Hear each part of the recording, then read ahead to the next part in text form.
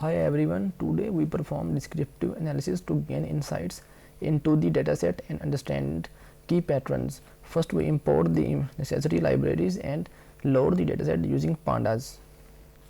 To begin our analysis, we calculate basic statistical measures such as mean, median, and standard deviation for numerical columns using the describe function. This helps summarize the central tendency, variability, and overall distribution of numerical data like rating, votes, and average costs.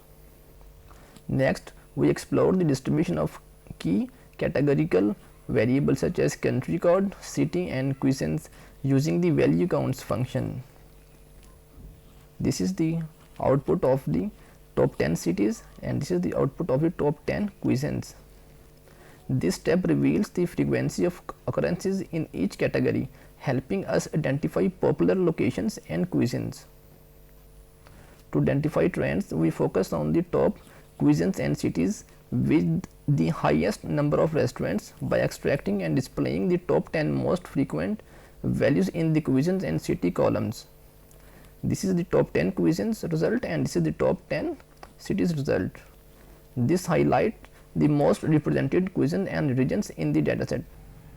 Finally, we visualize these findings using bar charts for better comprehension.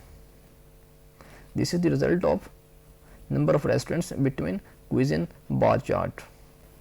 A bar chart of top 10 cuisine showcases the most popular food categories by the number of restaurants, while another bar chart for the top 10 cities highlights areas with the largest concentration of restaurants. These visualizations provide clear, actionable insights into the distribution of restaurants across cities and cuisines, enabling better decision making and further exploration. Thanks.